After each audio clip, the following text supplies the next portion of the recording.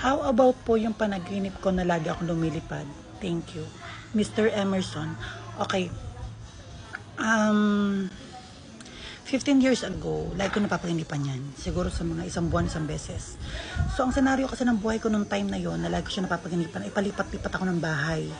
So, wala akong sariling bahay ng mga time na yan. Ma-observe ko dyan sa panaginip na yan at medyo sigurado tayo na kapag ang panaginip mo ay lumilipad ka, ayan yung pakiramdam na bumubuelo ka pa eh.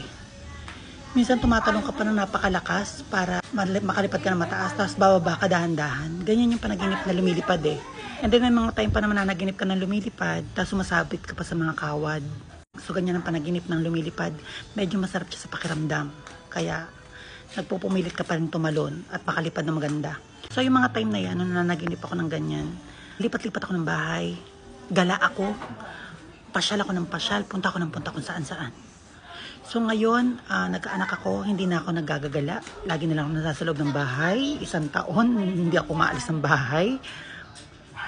Hindi ko na siya napapaginipan.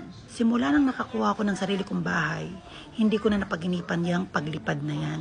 Kaya na-observe ko dyan, kapag napapaginipan, ang paglipad o lumilipad, nangangahulugan na ikaw ay magta-transfer ng from one place to another, magbabiyahe, magbabakasyon, may pupuntahan.